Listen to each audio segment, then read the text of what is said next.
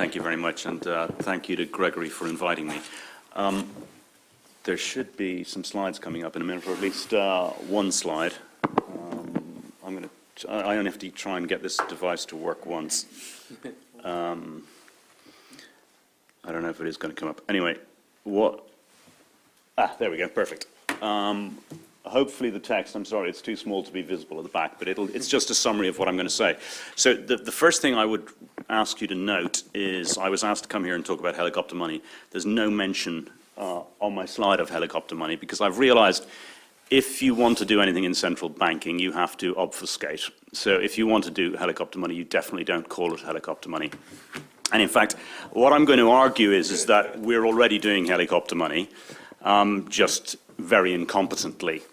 And my recommendation is let's do it competently and let's do it effectively.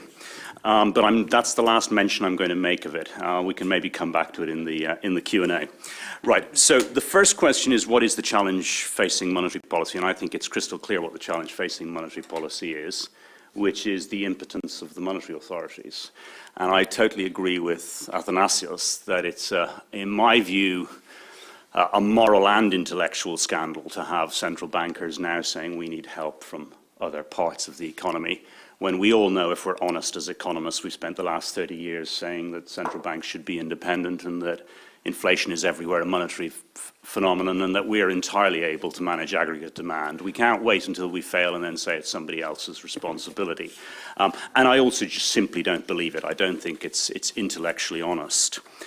Now, I should stress right up front, as we saw earlier, I'm quite optimistic about growth.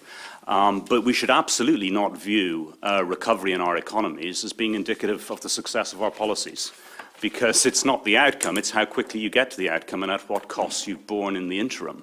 And I would say we've all singularly failed because the recovery's everywhere, bar perhaps China. I would say the Chinese have illustrated cyclical economic success in that their recovery was very, very rapid and immensely powerful. But everywhere else, the recoveries have been very slow. So we can't really pat ourselves on the back just because we've got recoveries. It took us too long. Now, policy shouldn't be based on optimism or hope. Policy has to plan for the worst, and the worst is clearly a recession. So I want us to genuinely pursue the issue of what policies do we think central banks could implement if we were hit by a recession currently. Now, I also want to suggest to you that there has been some profoundly important innovation in monetary policy. And I'd be very interested to know who at the ECB deserves credit for this, because I think the TLTRO is far and away the most important policy innovation since the financial crisis. And that's what I'd really like to argue in the next few minutes. And the reason for that is I think the TLTRO is virtually limitless. And I'll go through why I think that is the case. Or at least, let me put it like this, I think it reduces our problem to one of administration. Right? It potentially solves the administrative problem. So what have the innovations been since the financial crisis?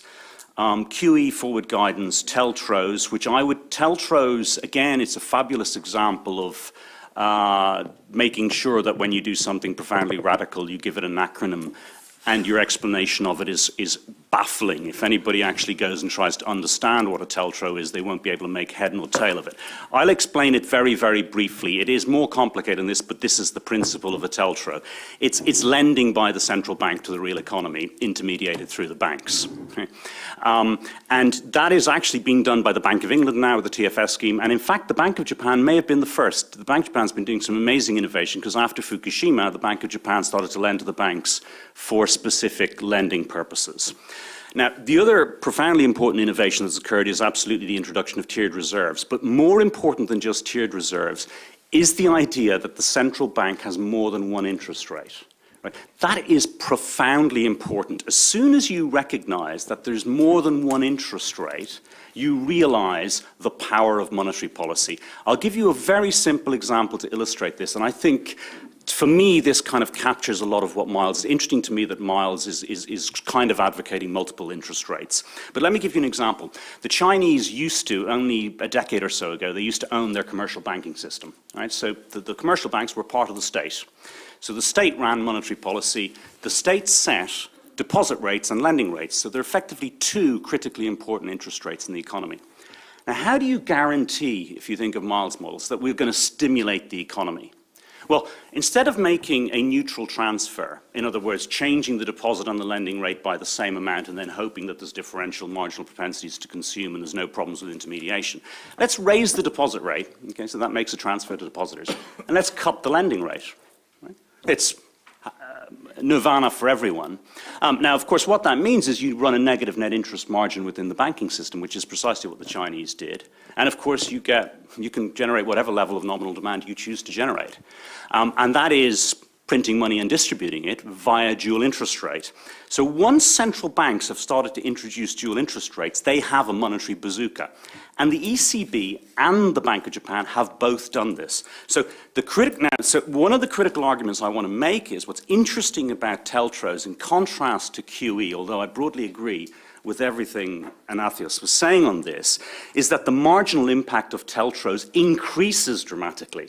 Whereas the marginal impact of conventional monetary policy, i.e. interest rates, the marginal impact of QE diminishes very rapidly. And I'll hopefully be able to illustrate that. Very briefly as an aside, I think the greatest clarity comes from reading on this entire subject the first 2 pages of Milton Friedman's 1968 AER address. I recommend everybody to reread it. It's famous for its comments on the long-run Phillips curve being vertical. That's not what's interesting anymore. He gives you a 2-paragraph explanation of secular stagnation that's better written than anything Larry Summers has ever produced, right? And it was done in 1968.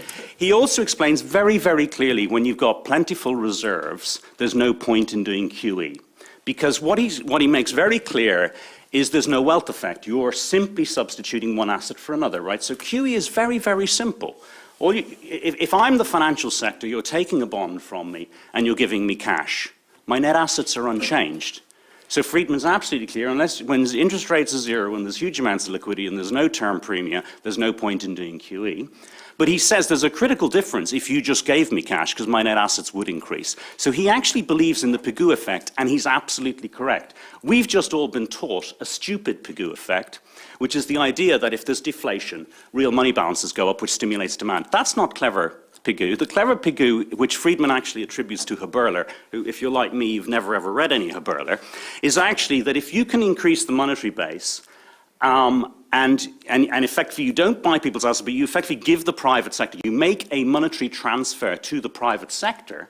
If you continue to make a monetary transfer to the private sector, you will increase their real monetary balances unless you get inflation or higher nominal demand, which is why actually the Pigou effect is very, very powerful.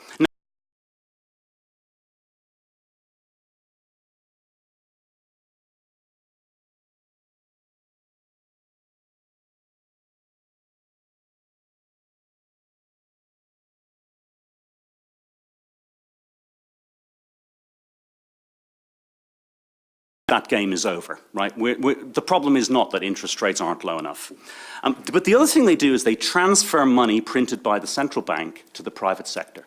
It's as simple as that. Now, take the QE point. I can illustrate, let's say Milton Friedman's in the room, and he says, okay, what you need to do if you want to hit your inflation target in Europe is you want to do a helicopter drop of €1,000 per adult citizen. And I kid you not, it's going to work.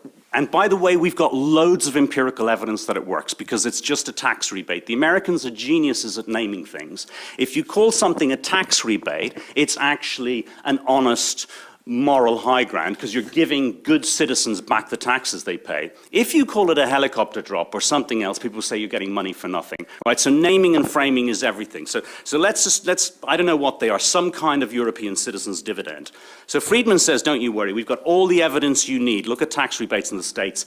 It affects the economy. The only question is how big the multiplier. Better evidence than QE, better evidence than negative interest rates, better evidence than anything anyone has ever done because we've got lots of studies and we've done it on lots of occasions. But then you say to Milton Simon, there's a problem with that. We don't have any helicopters, so we're not sure whether it fits in our mandate. The only thing we can do is QE. That's not a problem. He said, I can give you a helicopter drop with QE. So the way I do it is I say, how much do we want to distribute? I'm going to simplify the numbers here. Let's say we take the Euro stocks. That's the index of European equities. And let's say it's currently got a market cap of 10 trillion euros. I want to do a helicopter drop of €1 trillion. So what I'll do is I'll buy all the equities for 11, and then what I'll do is I'll sell them back to you a day later at 10. So what's happened to you? Okay, now, bear in mind, this is a critical point, this analytical error is made repeatedly by central bankers when they talk about QE. They all say they don't want to make a loss in their balance sheet. The only difference between making an actual loss on your balance sheet and doing QE is the loss on your balance sheet with QE is contingent, right? You are expecting to make a loss if it succeeds. So you have an extraordinary comment by the Deputy Governor of the Bank of England who says, we don't want to have a negative interest rate on our TFS, which is their lending program, because we'd be making a loss. Well, hang on a minute. What was the point of doing QE? If you're buying gilts at 0.5 after Brexit, if it works in any sense, which it has marginally, gilt yields today are higher. So you're willing to make a contingent loss, but you're not willing to make a guaranteed loss. So you could make a certain small loss or a large contingent loss. That's an absolute nonsense, and that's coming from the Deputy Governor of the Bank of England. So the key point I want to make here is all of these policies are actually about transferring money that's been created by the central bank, money that has been printed, to the private sector. The question is, do we want to transfer most of it to Warren Buffett and Bill Gates? Or can we make it a little bit more effective than that? Now, the TLTRO is actually a way to do it more effective than that, and I want to explain. So, the beauty of the TLTRO and the beauty of the evolution of the TLTRO is, so what is the central bank doing here? The central bank is saying, I'm going to lend to you the banking system at an interest rate that I've now separated from official interest rates. This is no longer necessarily the deposit rate. This is no longer a money market interest rate. I'm just going to determine this interest rate as I see fit. Okay, which means I could set it at 0, I could set it at -4, and I don't change any of it, so no savers are up in arms. Nobody in Germany is crying wolf and panicking. I'm going to set a separate interest rate on the TLTRO. The other thing I can do is I can extend its maturity, because the maturity has been extended. So I've got a second axis. I could suddenly make a 10-year loan at 0 or a 20-year loan at 0. And then the final thing is I can decide what it's going to be used for, and I can decide how much. Right. Well, to cut a long story short, if you don't think that's powerful, look at the extreme. And this actually isn't even the extreme. The extreme, one extreme is a perpetual loan at 0 interest rates. So I say to the banking system, I'm going to give you €1 trillion of perpetual loans at 0 interest rates, and you have to do all of the hard work for me, which is the only people who are eligible are European adult citizens. And we work out exactly how much that means per capita, and you're going to distribute it through the TLTRO. Now, if there's any advocates here of a thing called basic income, they could even generate basic income if they wanted to, because they could say, you know what, we'll do a perpetual at a negative interest rate, where you get paid a certain amount of money every year. So the key point I want to make here is that we have got grotesque obfuscation going on, right? The reality is the unconventional means interest rates don't really work anymore. We're now going to transfer money to people. We're doing it in a dramatically incompetent way that is confusing to everybody. We should do it in a much clearer, honest and fair way. And we have somebody very, very small, the ECB, has come up with 3 axes which you can just incrementally continue to expand. So there is absolutely no reason why the ECB can't generate nominal demand, can't hit its inflation target, and can't bring European unemployment back to full employment.